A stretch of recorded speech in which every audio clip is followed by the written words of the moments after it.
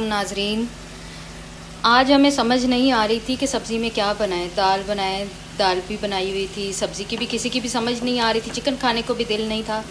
तो शाम ऐसे ही गुजर गई। अब रात का वक्त हो चला, ईशा का टाइम है। तो झटपट सी एक रेसिपी है, जब समझ में ना आए कि क्या बनाएं या मूड ना हो रहा हो किसी चीज़ का तो ये बना लें। इस पे तो हर किसी का मूड बन ही जाता है। तो इसमें मैंने 3 से 4 मीडियम प्याज काट लिए और 2 हरी मिर्च को बारीक बारीक चॉप करके पैन में डाला और साथ में थोड़ा सा ऑयल डाल दिया, जितना आपको प्याज के मुताबिक ठीक लगे। अब इसमें इसको मैं हल्का फुल्का फ्राई कर रही हूँ। साथ में अपने सीक्रेट इंग्रेडिएंट्स ऐड कर दूँगी। 2 पिंच तकरीबन ज़ीरा, 1 पिंच तकरीबन कलौंजी।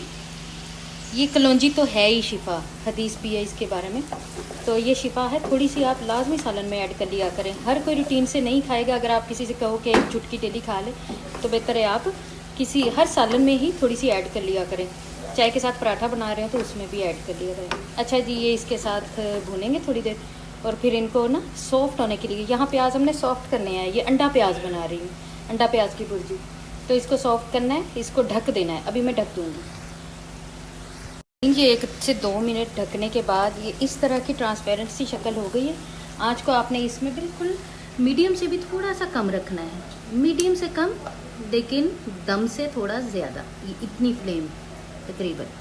तो इसमें हम अब खुश्क मसाले ऐड करेंगे।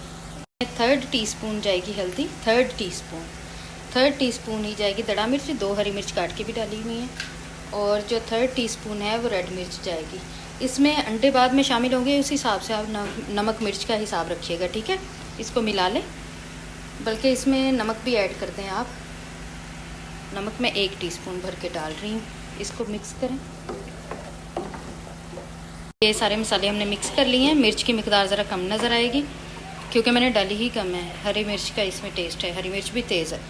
तो इसमें हम 2 मीडियम साइज़ के प्याज, टमाटर किसी भी शक्ल में काट के आप डाल दें, इन्होंने इसमें घुल जाना है। तो ये डाल दिए। ये 5 से 7 मिनट में तैयार होने वाली रेसिपी है। सिर्फ प्याज काटें और टमाटर काटें, बस।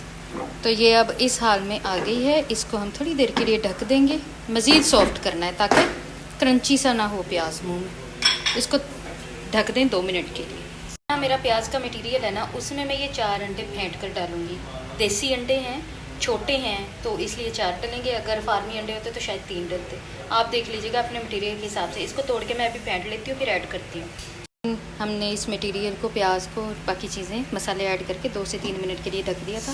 हाँ जी, वाह, खुशबू तो आती है ना फिर ज़ीरे की वजह से। ज़ीरा और कलौंजी आप ऐड करके देखिएगा तड़के में, खुशबू का फ़र्क देखिए अपने सारे सालनों में। अब ये प्याज हो गया है बिल्कुल सॉफ्ट, सही वाला नर्म। इसमें अब वो फेंटे हुए 4 अंडे हम डाल देंगे। बाउल बड़ा है इसलिए अंडे कम लग रहे हैं। 4 अंडे हैं, ये देसी घर की मुर्गियाँ हैं हमारी। इसको अब आप मिक्स कर लें। Mix it well